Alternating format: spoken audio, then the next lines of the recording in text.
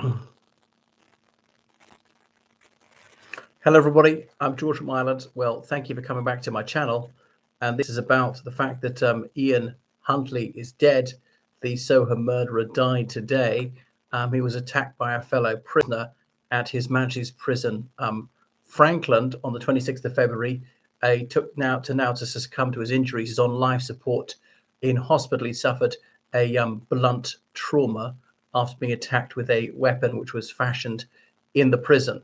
So Ian Huntley was a thoroughly wicked man. What else can I say about someone who murdered two little girls, Jessica Chapman and Holly Wells, and he murdered them precisely because he was sexually molesting them and they started screaming and tried to cover it up. I mean, was he contrite? Okay, there was certainly an evil side to him. Was there a good side to him? I mean, if so, I don't know. There were people who liked him. He'd had his girlfriend Maxine Carr years ago. Presumably she loved him. She lied for him. She went to prison for him because of her perjurious statements as an attempt to provide an alibi for him. But, you know, I would like to think that he was just consumed with remorse, but I don't know if he was repentant or not.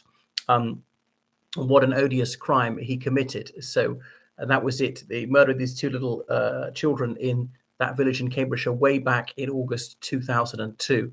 He was serving a 40-year sentence. To think he was actually most of the way through it. So might have been released in not so many years had he survived. So I think I can say without fear of contradiction, he will not be missed. So that's him. Now, we don't have the death penalty in the United Kingdom, nor indeed the Republic of Ireland. I'm glad we don't have capital punishment because inevitably that means killing innocent people. And I know innocent people get killed in wars, and most soldiers and sailors or aviators of any country are innocent, and a lot of civilians get killed too. So one of the arguments is, why should someone like Ian Huntley always be kept safe? Yet good people get killed in their millions.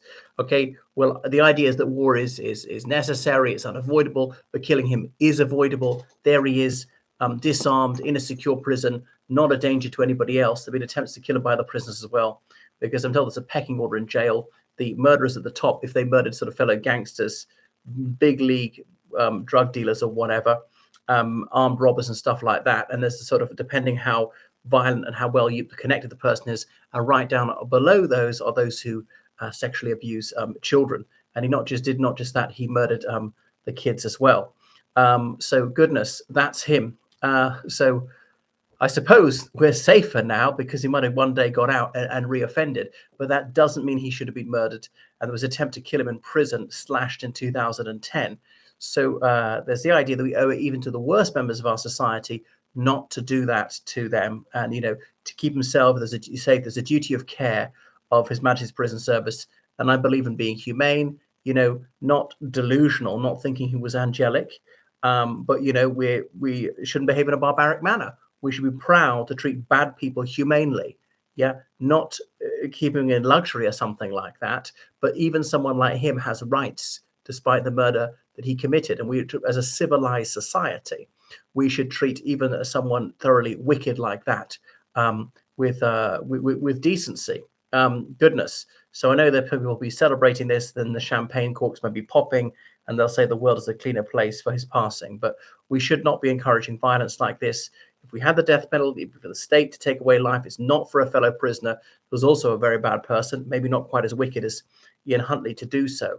But surely this was a dereliction of duty, because it was up to the prison service to keep him safe. And sometimes people are, like him, are in an isolation wing to keep them secure from those who'd wish to kill them. Yeah, well, obviously I will not shed a tear. Good people die every single day in huge numbers. And when a thoroughly evil person dies, it's fit subject for rejoicing. Could he have been rehabilitated? Was he trying to make amends? I mean, how could you possibly... You can't bring back two little girls who he murdered or make it up to their family. I mean, then they would want to see a letter from him. Was there any good in his life? Goodness. So yeah, I'm not sad he's dead. Like I've said, if people like him serving very long sentences, if they wanted to end their own lives, is it wrong to stand in their way? I mean, it might be actually a rational choice for him, rather than serve such a sentence and come out, always be in danger of revenge attacks, be one of the most hated people in the country. What do you think?